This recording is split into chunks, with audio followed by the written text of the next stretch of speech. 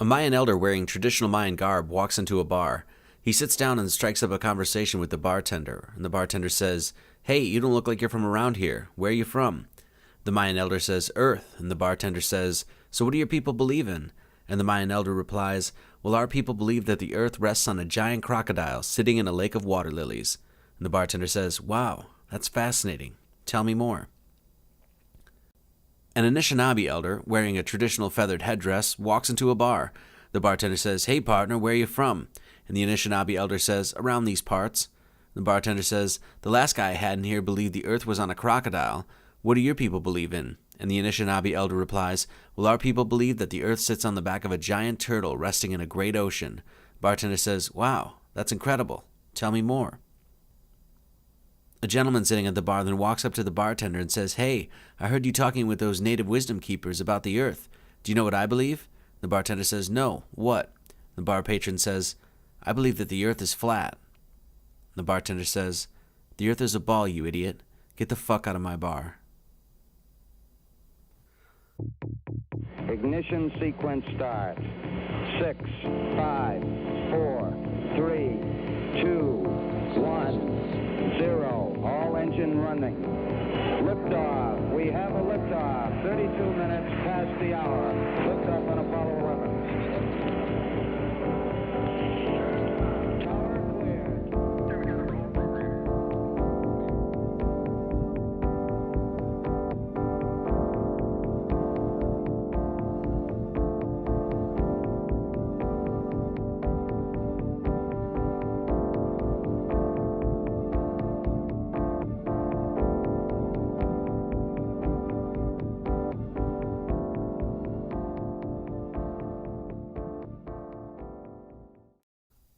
Welcome, everyone. For those of you who are not familiar with the work I do, feel free to check out my YouTube channel, Marty Leeds 33, or my main site, martyleeds33.com.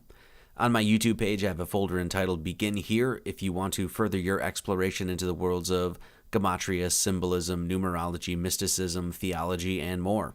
No real worries if you are not aware of what it is I do, as I won't be doing too much numeric work in this video.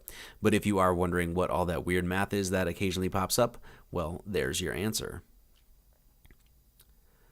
The following video is for educational purposes only. For those of you that might not be aware, and for a select few of you this may actually come as quite a shock, but there is a heated debate going on currently with an exponentially growing group of people who believe, and many who are absolutely convinced, that the earth is flat. There are literally hundreds of thousands of people who are exploring the notion that this Mother Earth that we live on does not revolve around the sun and is in fact a motionless flat plane, and the stars, sun, and moon, literally the entirety of the cosmos, revolve around the Earth, a model called geocentrism. A majority of these folk are very dedicated to their cause and are making their case with passion and gusto.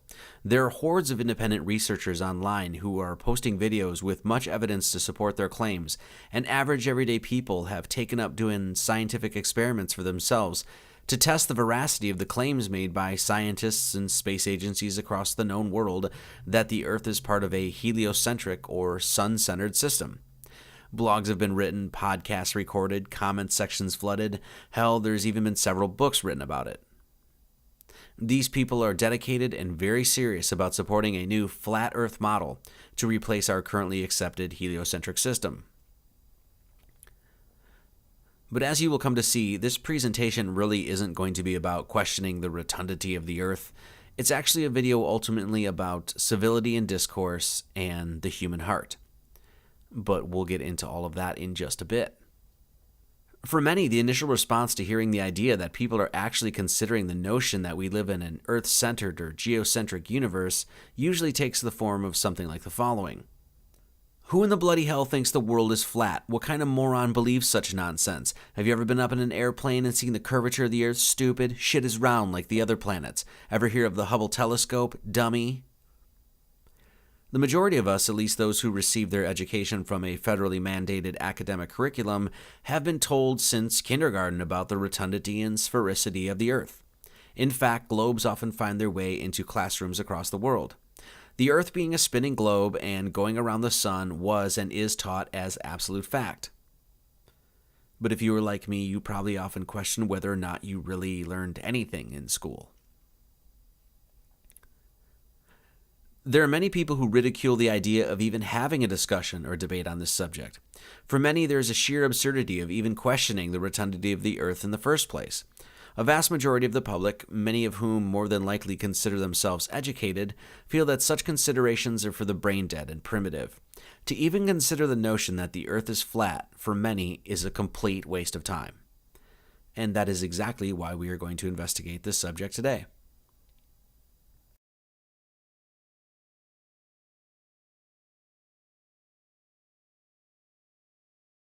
Is there any great flaw or fault in restating our assumptions and clarifying with scientific precision the things that we have come to know to be quote-unquote true and without question? What is so wrong with critically examining fundamental and widely accepted ideas about such things as the shape of the Earth and the nature of the system that we reside in? How often have we ever even considered questioning the celestial mechanics of the world in which we live? Are we supposed to take at face value the promulgations made by governments and self-proclaimed authorities of science, informing us about the heavens above?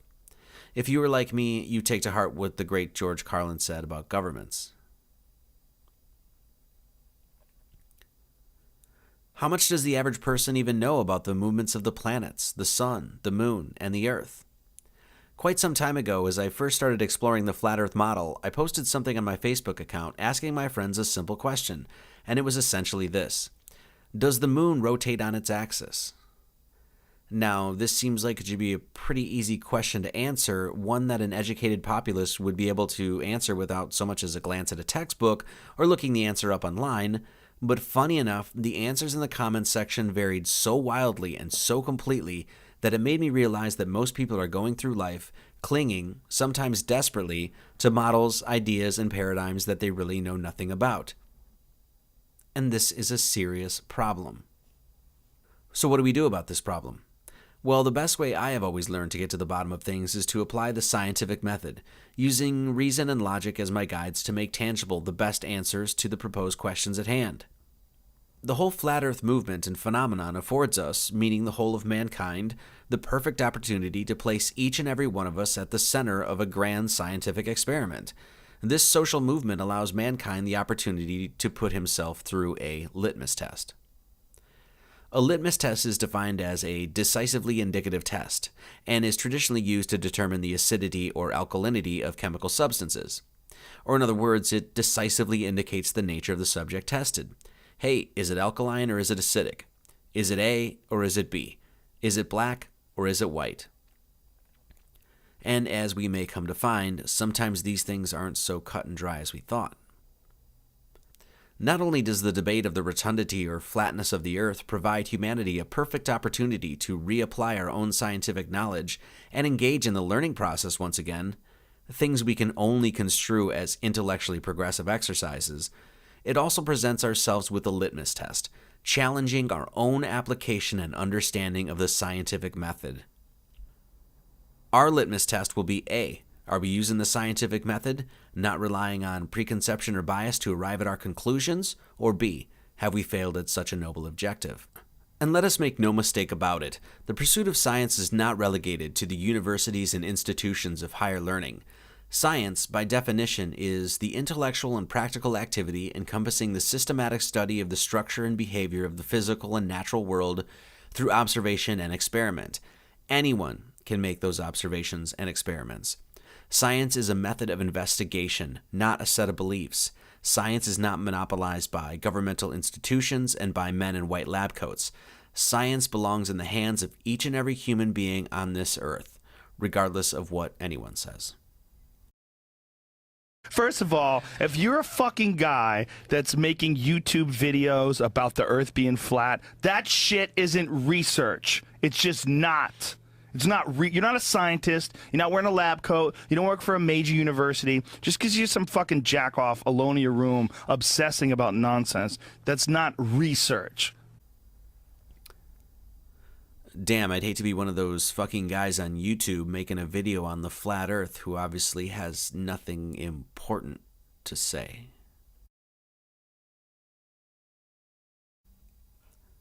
The fact is, science and its basic methods are easy to follow and abide by.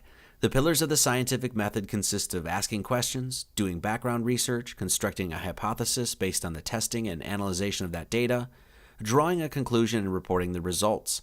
Scientific research must be repeatable, verifiable, demonstrable, as well as able to undergo a healthy amount of scrutiny and criticism. Simple as pie.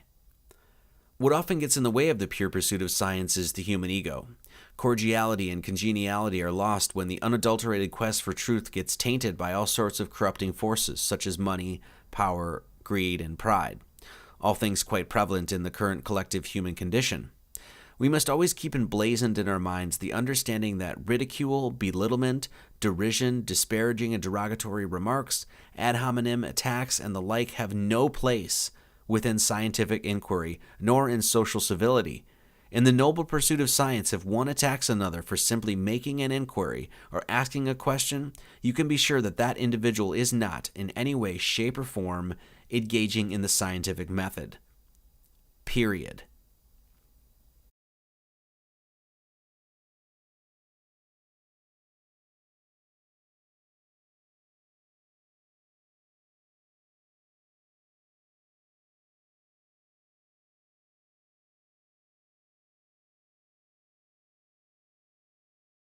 We must abandon any inclinations to revert to childishness and always be constructive with our debates and discussions. Whether we recognize it or not, humankind has a moral stake in being kind. The word itself reminds us of this absolute truth. 1, 2, 3, 4, 5, 6, 7, 8, 9, 10. What I wish to do here is simply present 10 interesting points of contention that I have personally found compelling throughout my own investigation of the Flat Earth movement. This video is not intended to be an unbiased scientific investigation because ultimately that investigation rests in your hands and in the hands of the community at large. Since we will only be covering 10 unique questions surrounding the nature and construction of our earthly system, this investigation is obviously anything but conclusive. But I do feel that addressing and highlighting these 10 particular aspects will make a strong enough case as to why so many people have begun to seriously question our proposed heliocentric system.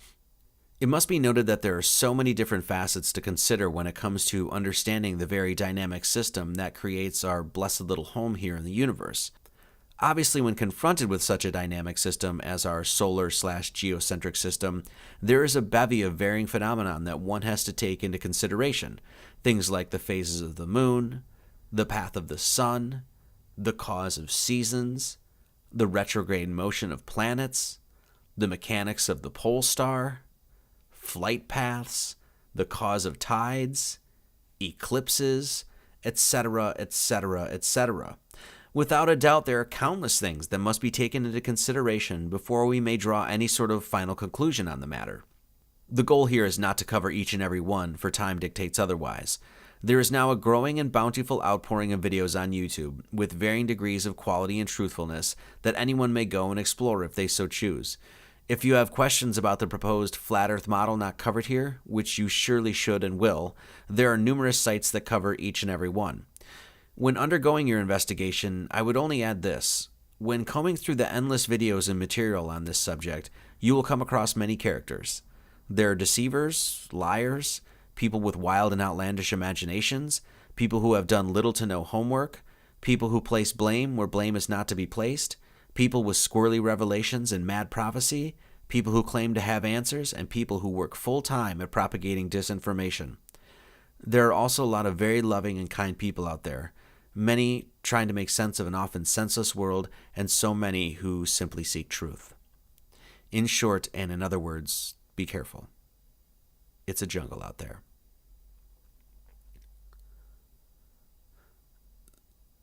The 10 different topics I personally found compelling and the ones we will be examining in this video are the following. Number 1, the model, heliocentric and geocentric.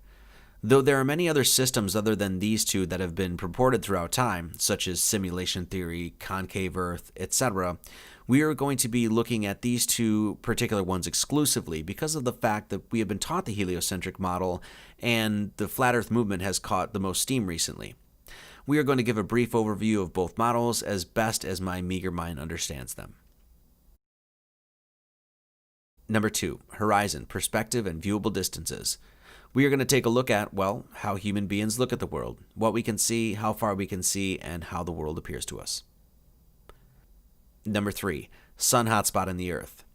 We're going to take a quick look at a video from a high-altitude weather balloon and look at how the sun appears to us in this film. Number 4, angles of light and the sun's rays. We're going to take a look at the rays of the sun and the claim that the sun is 93 million miles away.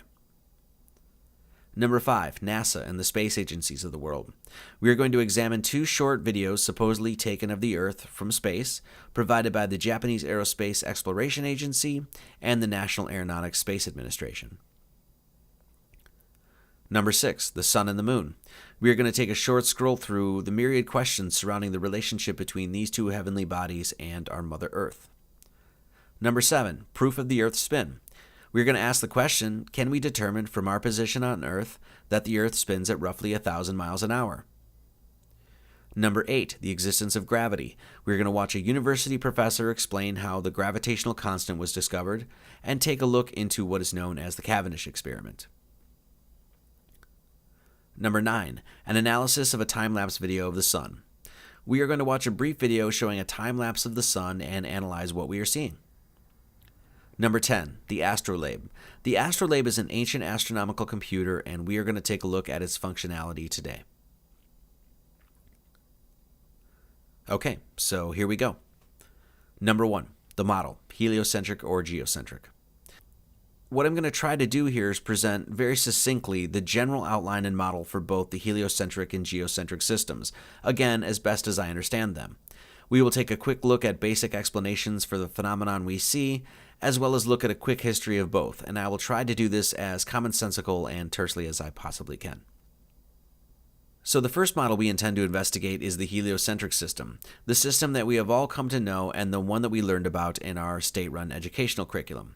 In the heliocentric system, the sun, or Helios, resides at the center of the system, with that sun flying through space at nearly 500,000 miles an hour, or 483 miles per hour to be more precise. The Earth, one of the planets in an entire system of planets, revolves around the sun at roughly 67,000 miles per hour, in a large orbit taking 365.24 days to complete. This elliptical orbit around the sun finds the Earth 93 million miles away from the sun in summer, and 3 million miles closer to the sun, or 90 million miles away during winter, a fairly counterintuitive phenomenon called aphelion and perihelion. The band of stars that we see overhead at night is called the Milky Way galaxy, and is the spiral galaxy that our solar system is a very minute part of. The stars we see in the night sky are millions of light years away, a light year being the measure of time it would take light to reach a destination. Our galaxy is just one of literally trillions of galaxies that exist in the ever-expanding universe, giving rise to the notion and statistical probability that Earth, and the life that exists upon it, though unique in its own way, is probably nothing special, as there are many solar systems and many Earth-like planets out in the heavens. The Earth itself is an oblate spheroid, tilted at 23.4 degrees and rotates counterclockwise on its axis to the tune of roughly 1,000 miles an hour at the equator. This rotation is said to cause day and night. The moon rotates around the Earth, with the moon itself rotating on its own axis. And even though the moon spins on its axis, we never see this rotation, and hence we never see the dark side of the moon, and this is due to the fact that the spin of the moon is tidally locked to the Earth's rotation. The heliocentric system is a rather newly adopted system, having first been introduced in the mid-1500s by Nicholas Copernicus in his book On the Revolutions of the Celestial Spheres, released upon his death in 1543. The ancient Greek Aristarchus had proposed a heliocentric theory in roughly 250 BC, possibly working off the theories of the mythical Pythagoras, who supposedly lived a few hundred years prior, but his theories fell out of favor, with many adopting the geocentric model as proposed by the likes of Aristotle and Ptolemy. The geocentric or flat Earth system puts the Earth at the center of the drama, with the sun, moon, and stars above revolving around it, just as mankind perceives it. The sun and moon, at varying speeds with one another, make roughly concentric paths around the center of the Earth, with many postulating a magnetic pole or source dictating these paths. The rising and setting of the sun is caused by perspective. with the sun rising as it approaches the viewer's vanishing point along the horizon and sets as it moves away from the viewer and ultimately out of sight. The sun stereographically projects onto the plane of the Earth and acts as a spotlight, which is the cause of day and night. The sun and moon are roughly the same size and same distance away, just as they appear, with current figures given for those objects to be roughly 32 miles in diameter and approximately 3,000 to 4,000 miles away. The moon, like the sun, is its own light source, and the phases of the moon are more than likely caused by the moon itself, and not by reflected light from the sun, as understood in the heliocentric model. The Earth is stationary, and the stars in the heavens revolve around the Earth, hence why the pole star, or Polaris, always remains visible no matter what season it is on the Earth. The Earth has a central pole, being the North Pole, with the southern magnetism being attributed to an ice wall or shelf surrounding and holding in the oceans, what is deemed Antarctica on the globular model. Many flat Earth proponents point out the fact that Antarctica is essentially off limits to independent investigations due to the Antarctic Treaty of 1961, signed jointly by many of the most powerful nations in the world. The flat Earth model has no need for gravity or stars billions of light years away because the stars are close and contained within the Earth-sky system. Relativity also becomes irrelevant because there is indeed an up and indeed a down, just as we experience here on Earth. There are several members of the geocentric community that make it a point to note and clarify that they do not necessarily believe that the Earth is not a sphere, but rather that the flat landmass that mankind stands on is not wrapped on the outside of the sphere, but instead a flat plane existing within a sphere, much like you would see in a snow globe. Many flat earthers postulate a literal firmament or dome that contains the heavens above, which parallels and is in accord with many different mythologies and religious scriptures. The flat earth model has been in existence for thousands of years, has been adopted the world over by Mayan, Hindu, Jain, Buddhist, Egyptian, Norse, Native American, Chinese, and numerous other cultures. Both the Holy Bible and the Quran seem to strongly suggest a flat earth cosmogony. The previous is, as already stated, a very brief and abridged explanation of both models, as best as I can understand them, and further exploration and research is encouraged by those who may be unfamiliar with the inner workings of each one. Ultimately, when undergoing our own hands-on scientific investigation into this subject, when presented with particular questions about the mechanics of these models, if we are to uphold the grand pillars of the scientific method, we should simply provide the most concise explanation to the queries.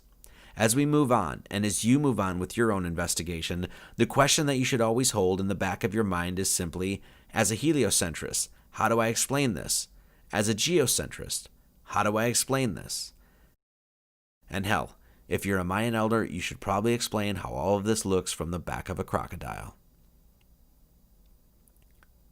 Okay, let's move on. Number 2, horizon, perspective, and viewable distances. The horizon from our perspective, 360 degrees all the way around, always appears flat. No matter how high you climb in elevation, the horizon will always rise up and be level with your eyes. High-altitude balloons have traveled upwards of 33 miles in elevation, and when the curvature of the camera lens, usually a GoPro fisheye lens, is accounted for, which changes the horizon line from convex to concave to flat as it bounces, we find that the horizon remains completely flat and no curvature is ever seen. How can this phenomenon be best explained? The flat Earth model explains this by the fact that the Earth is a plane, not a planet, and therefore what is viewed with the eye is consistent with the actual flat, extended plane on which we live. The best explanation from those in the heliocentric camp explain this occurrence by the fact that no one has just gotten high enough in elevation to see the curvature, due to the immensity of the Earth. The horizon only looks flat because we are seeing a very small portion of the massive Earth. Pics from NASA and other space agencies also show the curvature of the Earth as well. Personally, I must say that, though the heliocentric explanation at first hand may seem plausible, it is not consistent with the math as given to us by spherical geometry. People all over the world, myself included, have reported seeing distances that, according to the basic mathematics of a sphere that has an equator of roughly 25,000 miles or so, should just not be visible. Objects 20, 30, 60 miles away and further have been spotted, many of which at sea level, that just should not be seen according to the math. Ships that have supposedly sailed over the curvature of the Earth, when zoomed in with a telephoto lens, can clearly be seen, which is completely inconsistent with the heliocentric or globular Earth perspective. Number 3. Sun hotspot on the Earth. In this very popular video that has made its way around the Flat Earth community, a high-altitude balloon was sent up by the company Dogcam Sport to shoot footage of the Earth in an effort to promote their online camera company. As far as I am aware, this video is real and is not fabricated whatsoever. We can clearly see in one part of the footage that the sun makes a hotspot on the Earth. The question this video poses is, if the sun is 93 million miles away from the Earth as claimed by modern astronomers, then how in the world is the sun creating a singular, circular, very clear hotspot on the Earth? The Flat Earth proponents explain this simply by saying the sun is not 93 million miles away. It is actually rather close, and so this phenomenon we see makes perfect sense. If the sun is 93 million miles away, then the rays that would reach the Earth would engulf the Earth equally and be parallel to one another, as shown in this graphic. Though I've looked fairly extensively for an answer to this anomaly by the globe Earth proponents, I've yet to find one that is personally satisfactory. Number 4. Angles of light in the sun's rays. In this picture we see the rays of the sun bursting through the clouds, and it is very easy to see that the rays converge to a point that seems to exist just beyond the clouds. Many people experience this phenomenon every single day, and I must say that personally it is quite a beautiful and magical sight. We must conclude that if the sun is 93 million miles away, the rays that would reach the Earth at a 90-degree angle, with all rays parallel to one another, as just mentioned. The Flat Earth community explains this occurrence by the fact that the sun is close to the Earth, once again roughly 3,000 or so miles away, and the viewable light is converging directly back to the sun itself. The only answer I have found that describes this phenomenon by the globe Earth theorists is that the sun's rays are reflecting off the various layers of the Earth's atmosphere, with those layers being the exosphere, thermosphere, mesosphere, stratosphere, and troposphere. The light rays, once they reach the Earth, are dispersed, which is caused by light refraction, or the bending of a wave when it enters a medium where its speed is different. I take issue with this explanation personally because if such were true, should we not see divergent rays all over the sky instead of this phenomenon simply happening locally? Number 5. NASA and the space agencies of the world. For this one, we are going to ask one simple question. Can NASA and the numerous other space agencies of the world be trusted when it comes to the information that they provide? Most news programs, media outlets, and your average everyday nightly news-watching citizen will accept without question or controversy the claims made by any and all of these space organizations. Images and data sent from the New Horizons satellite floating towards Pluto billions of miles away, the Curiosity rover on Mars picking up samples of the Martian surface, the Hubble telescope snapping pictures and videos of quasars, pulsars, nebula, etc., all throughout the universe. Assertions of water on the moon and other Earth-like planets existing all over the cosmos, all of these claims are usually taken at face value without any serious investigative team ever questioning their scientific legitimacy, or demanding verifiable proof for the information offered as absolute fact. Average everyday people don't often ask questions like, hey, how does the International Space Station handle traveling speeds of 17,500 miles an hour around the Earth in the thermosphere that is said to reach temperatures of 3,600 degrees Fahrenheit? How does the International Space Station ground itself without ever touching ground as it continually builds up a static electric charge cruising around the Earth? How does the Cassini satellite cruise through the rings of Saturn unscathed, while we are told that the rings of Saturn are made of billions of pieces of ice, dust, and rocks, some as small as a grain of salt, while others as big as houses? It is questions like these, along with so many others, that have many people in the Flat Earth movement doubting the whole 9 yards. I will be playing 2 quick videos. The first one is provided by the folks at the National Aeronautics and Space Administration and is a supposed shot of the dark side of the moon as it passes before Earth in a roughly 25-hour period. The second one was released by the Japanese Space Agency and is supposed to be a video taken of Earth rotating in space. Let us take a look at the first video. This video is said to have been taken by a satellite floating somewhere around 1 million miles from Earth. As you can see, even though the video is supposed to be of a 25-hour period, the shot is perfectly still and the cloud formations hardly, if ever, move in this entire span of time. Besides looking just absolutely fabricated, it must also be noted that the moon crosses a great distance over the Earth in this video, which is completely inconsistent with what we are told the orbit of the moon should take around the Earth, which is a period of approximately 28 days. Also pay attention to the fact that not a single star is seen in the background. Where are they? There are numerous anomalies and inconsistencies with this video, and even the untrained eye can see that this footage has some serious issues with its authenticity. The second video is provided by the Japanese Space Agency, and shown here is supposedly a video of the Earth as it spins, creating day and night. If you take notice, the camera is once again perfectly still, not a nudge, shake, bump, or shift in the viewpoint, which in itself seems completely illogical considering that this was supposed to have been taken from a weather satellite drifting in orbit in the vacuum and infinitude of space. As you can clearly see, the clouds all move together in perfect harmony, almost as if one enormous weather pattern swept over the entirety of the Earth. Notice that when the day turns to night, no lights can be seen on the Earth. Is this because the satellite is too far away to detect them? Also notice we do not see any of the supposed 1,800 satellites orbiting the Earth, nor do we see the International Space Station that is supposed to be traveling at 17,500 miles an hour. Also take note, just like the last video, the absence of stars in the background. Though we can see stars here on Earth very clearly, and astronauts at NASA recently admitted seeing stars in space, it is a complete wonder why we do not see a single one in any of these videos. I have personally shown these videos to non-conspiracy minded people and asked them point blank if they believed that the footage that they were viewing was real or CGI, and the response I received every time was a laughing, absolutely not, that is fake as hell and obviously computer generated. The internet is littered with sites, once again of varying quality and accuracy, that have heap loads of evidence that calls into question literally everything these space agencies do. From the International Space Station to the Apollo moon landing hoax, there is an excited, passionate, and fast-growing demographic of people that are calling bullshit to the claims the governments of the world are making, and they are backing up their grievances with mountains of evidence. I have done an entire video on my own personal feelings towards NASA that you can find on my channel entitled Curiosity Roving Through the Claims of NASA, which is a concise and to-the-point video addressing many concerns and anomalies with the information released by this American space agency. I feel that it is well worth your time. The fact is, when examining whether or not the Earth upon which we stand is part of a geo- or heliocentric system, we must take into deep consideration the possibility that the very people who tell us about the heavens above are lying to us about what they know. Only someone engaging in the true scientific method would understand that this factor, in order to make the most complete and thorough study possible, must be accounted for. Number 6. The Sun and the Moon. The image here is presented to give you a rough perspective of the proposed sizes and distances of the Earth and our Sun in the heliocentric model, as given to us by official sources. The Sun is on the right there with its approximate size, and the Earth is on the left with its approximate size, given here in English miles.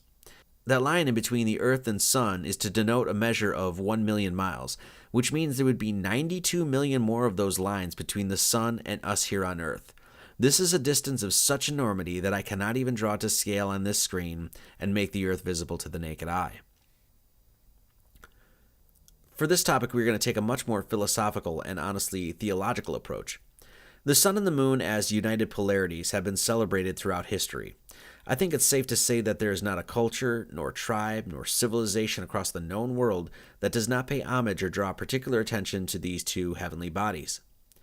Now, I am not necessarily trying to advocate the belief in a God here on this point, but standing back and looking at the relationship of these heavenly bodies with our Earth and analyzing it with a purely mechanistic and engineering mindset, either one of these models, whether geocentric or heliocentric, at least in my humble opinion, clearly expresses elements of design, intelligence, and intention.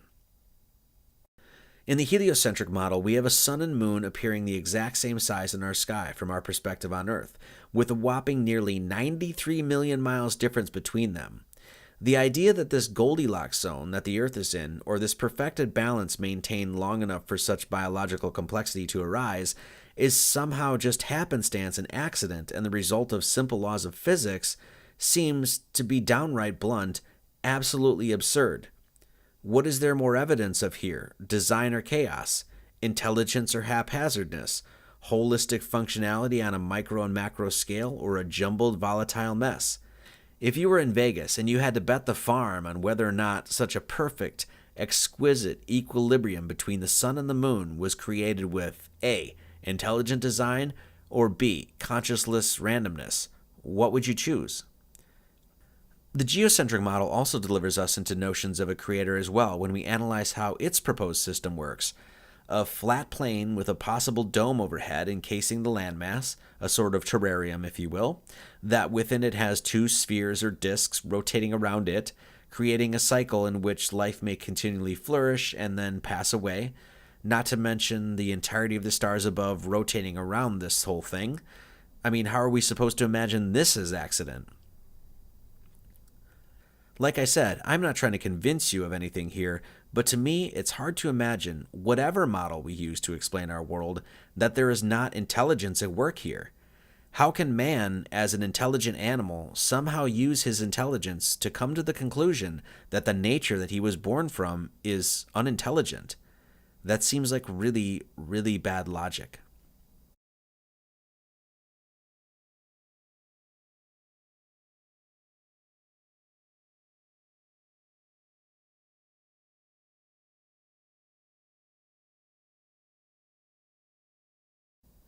I honestly have so many questions surrounding the sun and the moon that they are too numerous to address here.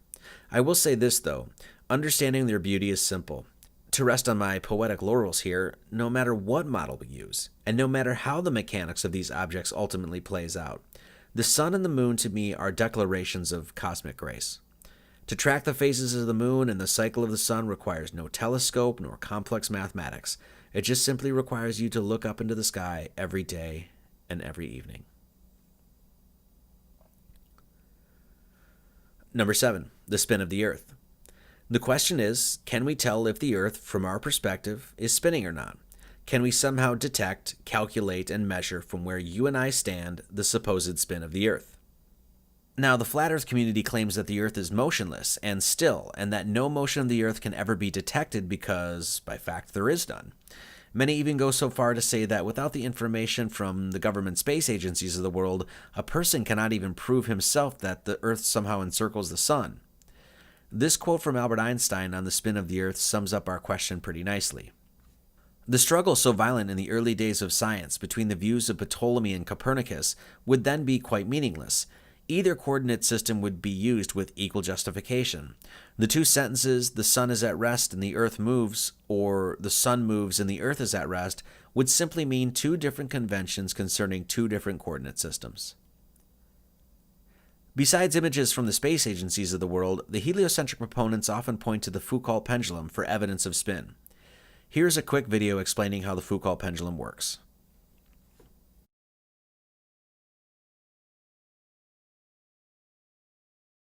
A Foucault pendulum is a pendulum with a specially designed pivot, designed so that it can swing back and forth in any direction around the vertical. So that's in contrast to, for example, a grandfather clock, where the pendulum has to swing in a particular plane. Let's imagine that you have a Foucault pendulum and you're at the North Pole of the Earth. When you set the pendulum swinging, you determine a plane in which the pendulum is swinging. And that plane is fixed.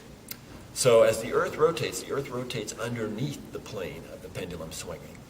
And so if you now go back and imagine that you're standing on the Earth, you see the plane of the pendulum rotate every 24 hours. Now as you go to lower latitudes away from the North Pole, the time that it takes the plane of the pendulum to rotate around lengthens. And in fact, at the equator, the plane doesn't rotate at all. At the latitude of Hanover, it takes 35 hours for the plane to rotate. So if you look at this pendulum here, if we look at it a few minutes from now, we won't even be able to detect that the plane of the pendulum swing has changed. But if you come back in an hour, you will definitely see that it's moved a little bit. And if you come back in 9 hours, this plane of this pendulum here will have rotated by 90 degrees, a very distinct change that you can easily see. The design of the Foucault pendulum is fairly simple. The pendulum is a heavy mass on the end of a very long chain, suspended so it can swing freely in any direction. And through this simple system, it is said that we are able to measure the rotation of the Earth. According to the heliocentric model, the atmosphere is said to spin with the Earth, and hence the air above and the ground below are a closed system, and thusly spin and are linked together as the Earth rotates. This science is well substantiated within the physics community, and this quote-unquote fact is not questioned. The entire mechanism and science behind the Foucault pendulum is based on the fact that the Earth spins below the pendulum, and the pendulum continues independently to spin on its own plane. The functionality of this machine flies directly in the face and is a complete contradiction to what is offered up in modern physics. Unless my understanding is severely flawed, for the Foucault pendulum science to be correct and thus be a valid instrument to measure the Earth's spin, that would mean that a helicopter could float above the Earth for 3 hours and arrive at a destination several thousand miles away, which we all know is impossible. Foucault pendulums are working in science museums across the world. I'm going to leave you here with two quotes. The first one is by Nikola Tesla, and the second one by, once again, Albert Einstein. Earth is a realm. It is not a planet. It is not an object. Therefore, it has no edge. Earth would be more easily defined as a system environment. Earth is also a machine. It is a Tesla coil. The sun and the moon are powered wirelessly with the electromagnetic field, or the ether. This field also suspends the celestial spheres with electromagnetic levitation. Electromagnetic levitation disproves gravity because the only force you need to counter is the electromagnetic force, not gravity. The stars are attached to the firmament.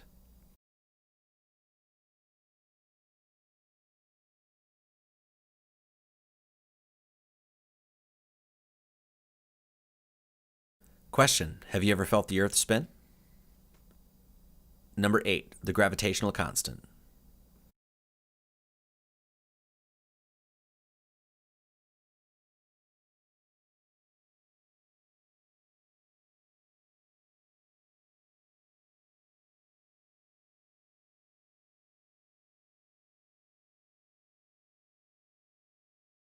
Gravity, the force that draws everything towards one another.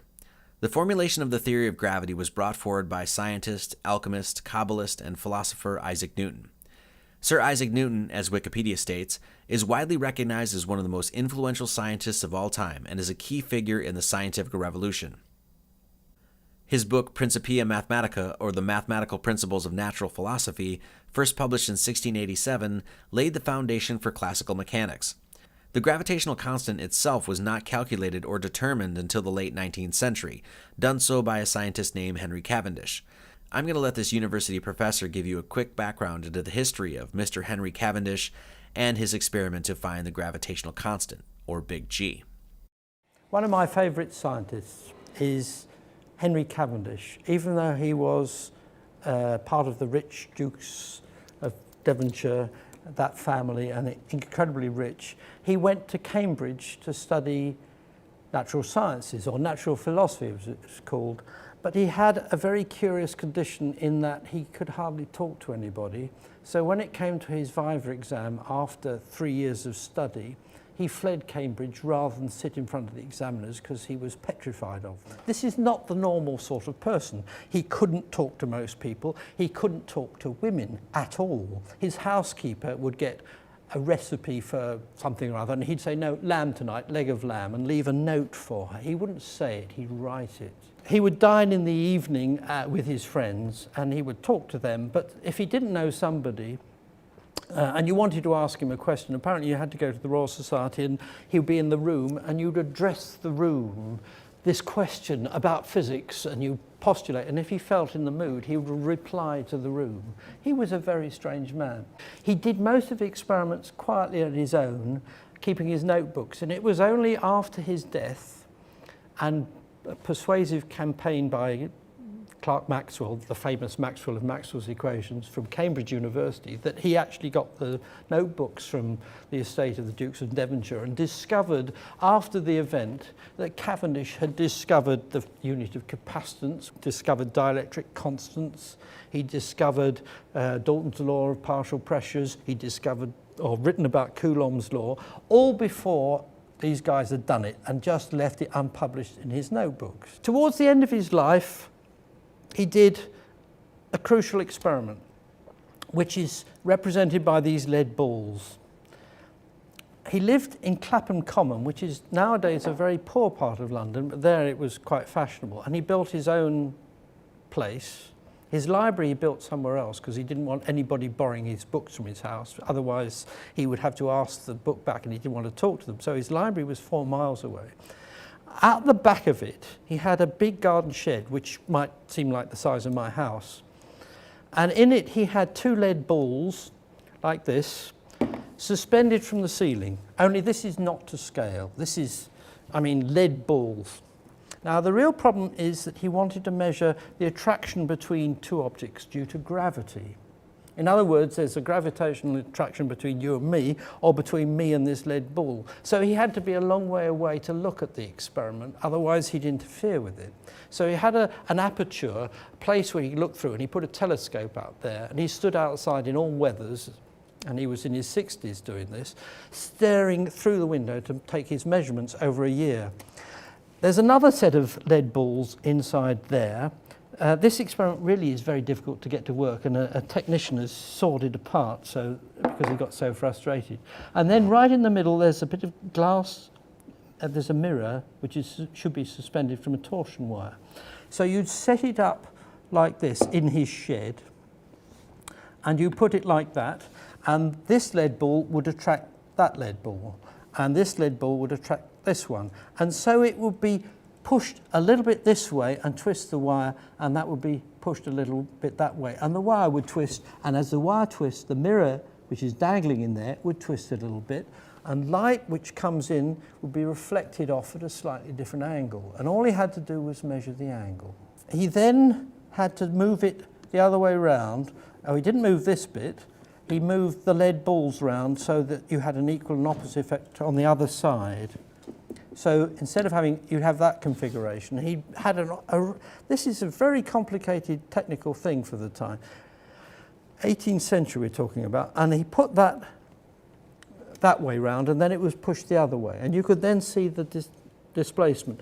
Moreover, you could measure the period of oscillation of this, and from that get all the properties of the wire, the torsional constant. And that enabled him to measure big G, the gravitational constant, to an accuracy of 1%. And nobody improved on that for 100 years.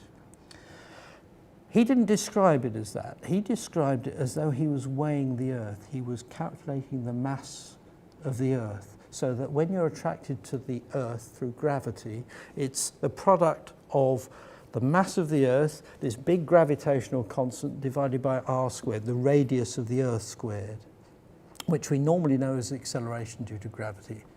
And that quantity is essentially big G, and he measured it. Wikipedia tells us that the Cavendish experiment was the first experiment to measure the force of gravity between masses in the laboratory, and the first to yield accurate values for the gravitational constant. This experiment, and the constant derived from it, has laid the foundation for all the current science and theoretical physics dominating the intellectual landscape of today. The entirety of modern physics, in essence, is anchored, one way or another, on the gravitational constant. Big G is used to measure the weight of galaxies and planetary bodies. It is even used theoretically to calculate the very instance of the birth of the universe. In fact, CERN, or the Large Hadron Collider, is a multi-billion-dollar particle accelerator built underground on the border of Switzerland and France that is said to simulate the conditions at the moment of the Big Bang, which is the currently accepted cosmological creation story dominating the minds of modern physicists. It is quite remarkable that all of modern physics is based on an experiment that is not continually being tested and retested to authenticate its veracity. Should there not be a continual Cavendish experiment being conducted to make absolutely sure that this experiment is concrete enough to establish such a fundamental in physics? If investors and governments are willing to spend billions and billions of dollars on CERN, why doesn't modern physics demand such money and focus go to verify one of its fundamental laws? I'm going to leave you with this very illuminating quote about the Cavendish experiment, and this comes from a gentleman named Miles Mathis at milesmathis.com. The Cavendish experiment is routinely included in a short list of the greatest or most elegant experiments ever done. Like all of the other existing dogma, it has surrounded itself with a nearly impenetrable slag heap of boasting and idolatry, most, if not all of, sloppy and unanalyzed. This was true even before the internet arose, but now it is true to the nth degree. Like everything else, the Cavendish experiment has added to its armor 1,000 Wikipedia-like entries and glosses by 1,000 mid-level physics professors. Of the many thousand recent reruns of the experiment, not one appears to have begun with any level of skepticism. Not one is actually set up to test or extend the experiment. Not one starts with the assumption that Cavendish might have been wrong.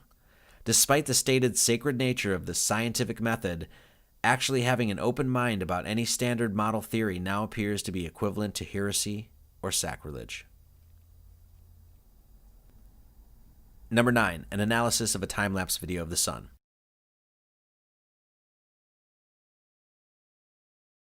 The video you are watching right now comes from a YouTuber named P-Brain. The crux of this gentleman's video is aimed at explaining how the path of the sun through our skies, including sunrise and sunset, can be easily determined by simply understanding the laws of perspective, as well as the orbit that the sun takes around the center of the Earth, as understood in the geocentric model.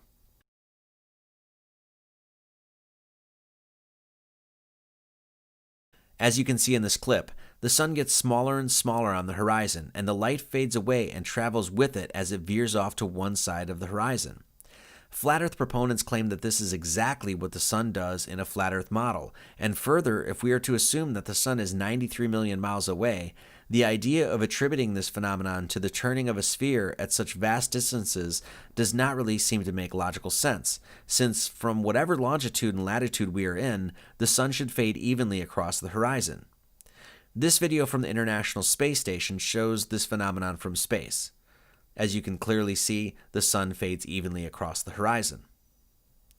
I only want to touch on this point here and direct you to this perspective for further investigation, because if you have not approached this model before, it is extremely beneficial to understand it from this viewpoint.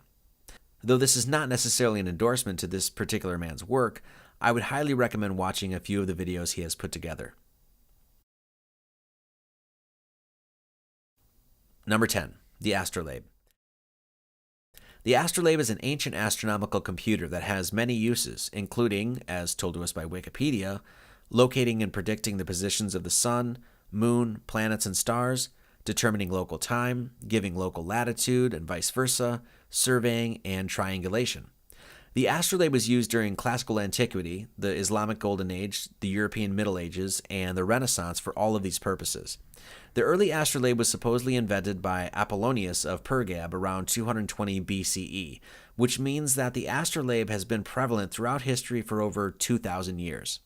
Astrolabes can be purchased or built today and can be used with precision on our modern night skies. We are going to watch a brief clip from a video given at a TED conference about the astrolabe, its history, uses, and functionality. You can find the complete video on the official TED Talk site, and I would highly recommend watching the video in its entirety. So an astrolabe is relatively unknown in today's world, but at the time, in the 13th century, it was the gadget of the day. It was the world's first popular computer, and it was a device that, in fact, is a model of the sky. So the different parts of the astrolabe in this particular type, the rete corresponds to the position of the stars, the plate corresponds to a coordinate system, and the mater has some scales and puts it all together. If you were an educated child, you would know how to not only use the astrolabe, you would also know how to make an astrolabe. And we know this because the first treatise on the astrolabe, the first technical manual in the English language, was written by Geoffrey Chaucer. Yes, that Geoffrey Chaucer in 1391 to his little Lewis, his 11-year-old son. And in this book, little Lewis would know the big idea. And the central idea that makes this computer work is this thing called stereographic projection. And basically the concept is, how do you represent the three-dimensional image of the night sky that surrounds us onto a flat, portable, two-dimensional surface? The idea is actually relatively simple. Imagine that the Earth is at the center of the universe, and surrounding it is the sky projected onto a sphere. Each point on the surface of the sphere is mapped through the bottom pole onto a flat surface where it's then recorded. So the North Star corresponds to the center of the device. The ecliptic, which is the path of the sun, moon, and planets, correspond to an offset circle. The bright stars correspond to little daggers on the rete, and the altitude corresponds to the plate system. Now, the real genius of the astrolabe is not just the projection. The real genius is that it brings together two coordinate systems so they fit perfectly. There's the position of the sun, moon, and planets on the movable rete, and then there's their location on the sky as seen from a certain latitude on the back plate. So that's just one use.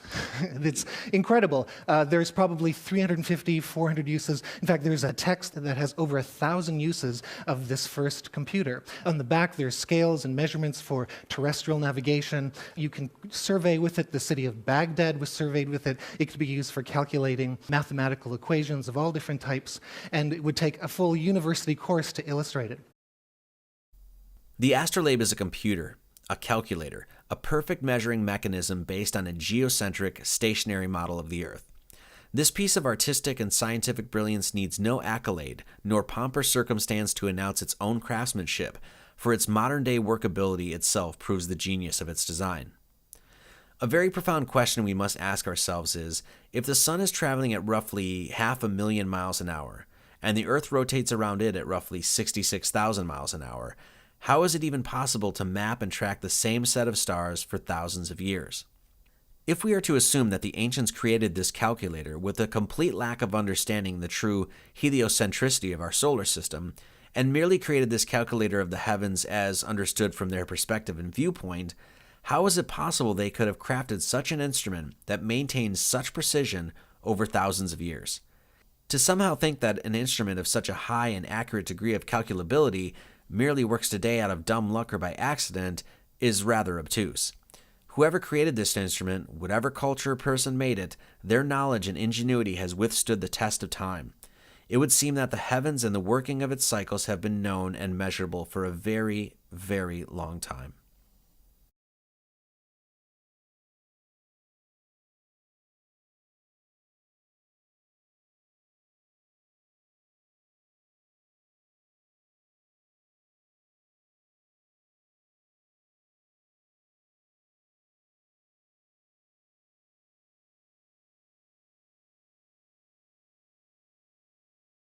On my now retired podcast, the Marty Leeds Mathematical Radio Hour, I got the chance to speak with John Major Jenkins. John is a Mayan scholar who has a deep passion for the Mayan peoples, their culture, their heritage, history, rituals, and cosmology. John has done unparalleled, extensive, and exhaustive work reconstructing the ancient Mayan cosmology. The ancient Mayans held the belief that the Earth was a flat plane having four corners, a general theme and concept shared by many other cultures throughout time, and they also mythologized that the Earth rested on the back of a crocodile that swam in a pool of water lilies.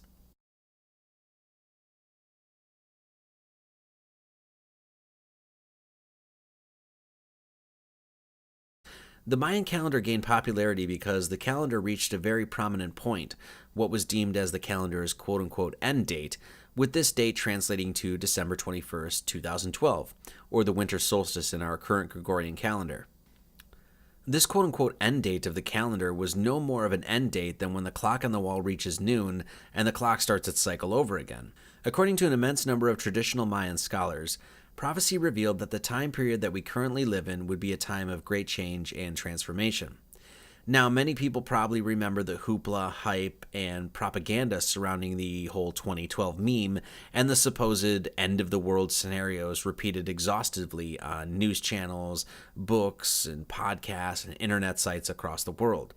There was even a blockbuster Hollywood movie starring John Cusack about 2012. To be clear, there never was any Mayan doomsday prophecy. No Mayan pole shift. No Mayan apocalypse scenario. None whatsoever. Nope. Just the scattered artifacts of a civilization with a superb mathematical and astronomical understanding of the cycles of time. The Mayans' true teachings about this time period was and is something that John Major Jenkins always clearly expressed and echoed throughout his lectures and writings. John was always well-reasoned and very clear about his attitude towards the intellectually deficient ballyhoo surrounding 2012. The prophecy of the Mayan wisdom keepers exclaimed that the conclusion of what is known as the 13 Baktun cycle, the time period around 2012, would be a time of great awakening, with this period including a 72-year variance around the alignment. The elders never claimed that anything would particularly happen on the date of December 21st, 2012. They just believed that the particular celestial alignment of the sun rising in the dark rift of the Milky Way galaxy was the marking of a great transition and a great change of ages for mankind. The Mayans calculated changes through a very complex and dynamic system of calendars that related and linked astronomical changes in the heavens to those here on Earth. In sacred traditions, the heavens and the earth were linked, and so what was happening above was intimately linked to what was happening below.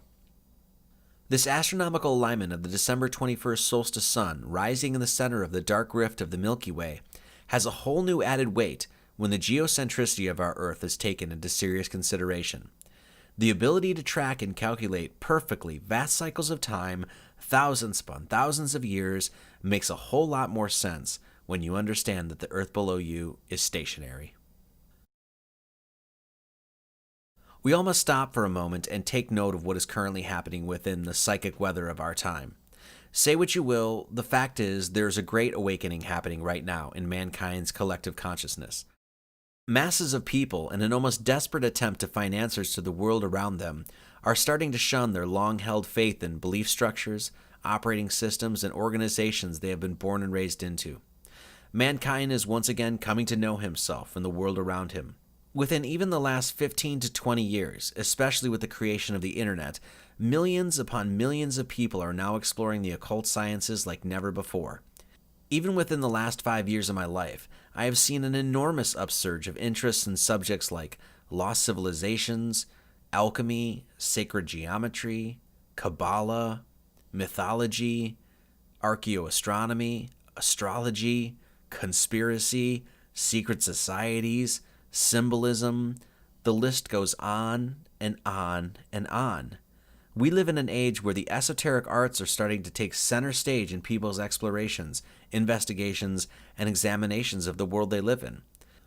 This awakening is something that has been ramping up for quite some time now.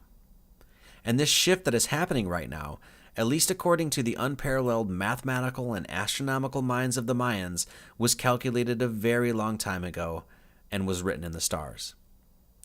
Though I have no idea how John Major Jenkins feels about the concept of the Earth being flat, I must say it would be hard to argue that if there is any validity to what the Mayan elders were saying, and we are indeed living in a time of great transition, there can be no doubt that the Flat Earth movement is certainly going to play an enormous part of this supposed prophesized shift. Or not. Today, through the power of the internet and through the widespread dissemination of information, we now have average everyday Jack and Jills, people not constrained by paradigms and politics, not shackled by the stale and lifeless institutions supposedly dedicated to the pure pursuit of science, average everyday people going out into the world, making real discoveries, finding real knowledge, and bringing it back to the people. These people are doing grassroots work, obtaining knowledge through self-pursuit, through their own blood, sweat, and tears, and sharing the lessons they have learned along the way. We live in a unique time. A person, by simply spending 1 or 2 weekends solidly perusing the right videos and channels on YouTube, may be exposed to more information in those weekends than many have procured across several lifetimes. Though we must as well be surgically discerning when it comes to the information that we gather and trust, the ability to learn has never been greater.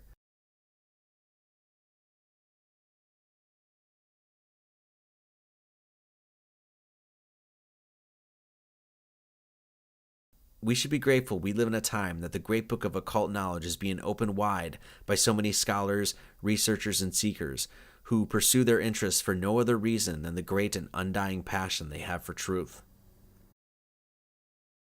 I can decidedly say that I certainly no longer believe that the sun is 93 million miles away, that we revolve around it at roughly 66,000 miles an hour, and that the Earth is a sphere 25,000 miles at its equator.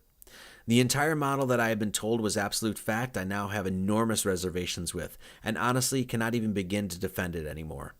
The amount of paradoxes, anomalies, dubious, problematic, and unproven ideas one has to swallow in order to wholesale endorse such a model is now very clear to me to be too extensive and numerous to continue putting any sort of faith or focus on such an explanation of our earthly system. This model is something I have spoke passionately about in the past. In fact, here is me exclaiming that the sun is 93 million miles away. Now, the sun is 93 million miles away. It's 93 million miles away. I honestly have absolutely no reason to believe that anymore. If the geocentric model proves out to be true, there can really be no question that this deception is, invariably, one of the greatest conspiracies of all time. If such is true, mankind has been sold a lie since the day we were born, and that lie was a lie dreamed up by extremely intelligent dark occult forces, people who have been at work for over several generations. And what is ultimately being hidden and stolen is man's destiny, purpose, and direct proof of his place at the center of all creation. For those who believe it is just too impossible for a conspiracy of such magnitude to exist, and that an elite bloodline or corrupt group of individuals could not fabricate and engineer such a complex conspiracy over several lifetimes, you must consider the following. The York Minster Cathedral, one of the largest Gothic cathedrals in Northern Europe, was completed in 1472 and took 252 years to complete. If a building project of such magnitude can continue on for hundreds of years, over several generations, why would you suppose the engineering and building of a conspiracy could not do the same? For those asking what is the point of lying about the shape of the earth, I would offer this. Throughout my studies, research, and long process of spiritual growth, I came to an immovable understanding and intrinsic recognition of the scintilla and spark of the Great Spirit within all things. It is something that I have held within the center of my heart. It is something that I see without eyes. It is unwavering in my psyche. Such a revelation has empowered me like never before. I found that spark of the Creator within when I was still under the erroneous impression that the earth was a spinning ball, cast out in an infinite and endless universe. I can only wonder how much easier my pursuit might have been if I had not been lied to and instead was taught that everything in the universe literally revolves around the drama of mankind.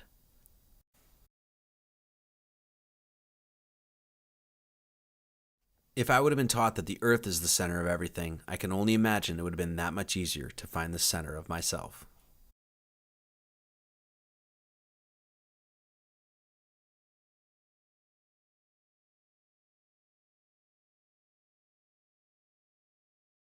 For several years now, I have created content, books, videos, podcasts, and the like, in an effort of trying to help people understand that man is no accident, that he is created with a great purpose and has a great force within him. I've tried to teach and express passionately how the work of a grand architect is all around us and can be recognized and understood, and that this all-unifying force, with all of its mighty wisdom, has put mankind central to the entire mystery. Now, to get people's attention to understand some of the subjects I talk about can often be tricky. Gematria, symbolism, numerology, these are all subjects that from the outset can seem pretty difficult to grasp. But when you tell somebody that they've been told their whole life that they live on a ball and that they don't really live on a ball, well, that is a talking point that can get someone's attention real quick. And how one deals with that situation after getting someone's attention is where the human heart comes into play.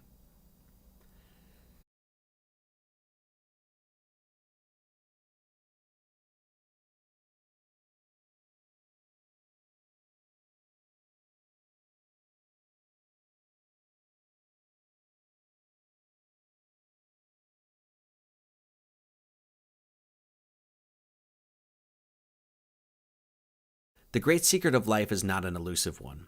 Everyone knows it well, for it is lodged deep within our chests, and our inner voice reminds us of it all the time.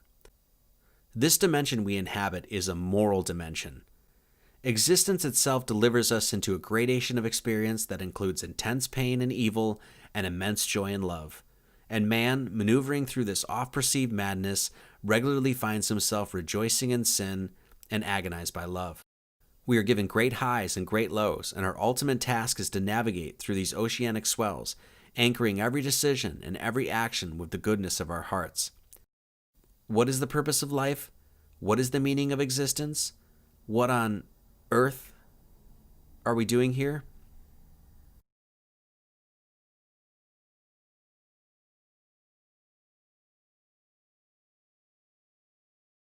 These questions often plague the seeker, and it would seem that we humans have overcomplicated the matter to the point of losing our bearings on this plane of existence. The answers to our most seemingly profound questions are not so convoluted and perplexing. The word earth is an anagram for heart. What are we doing here, you ask? It is no grand mystery to recognize that man's goal on earth is simply to find and secure the love he has in his heart.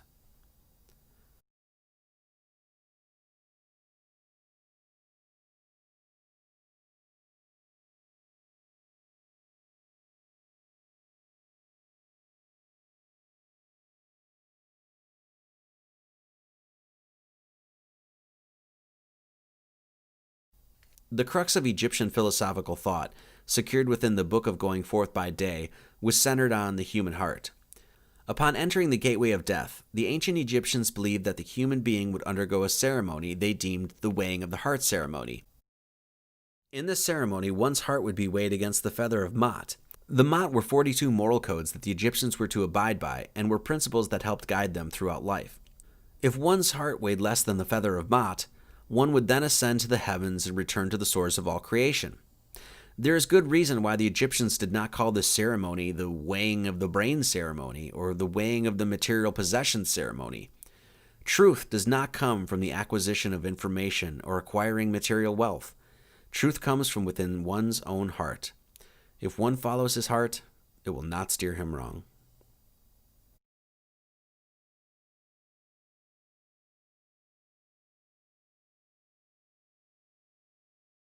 For all you English gematria hounds out there, the weighing of the heart ceremony equals 132, and there are 42 principles of Ma'at, the very feather that is weighed upon the scales.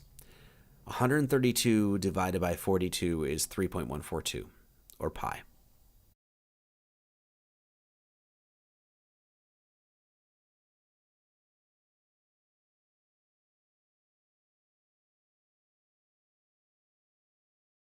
This Mother Earth is a moral dimension. Mankind's litmus test is a litmus test of his heart. It is a test of his morality. Every moment we are given the choice to either A, lead with our hearts, or B, not. So for the record, I don't really believe that the earth is flat or concave or convex at all. If you ask me my real opinion on what the shape of the earth is, I wouldn't say it looks like this or like this. Really, the earth looks like this.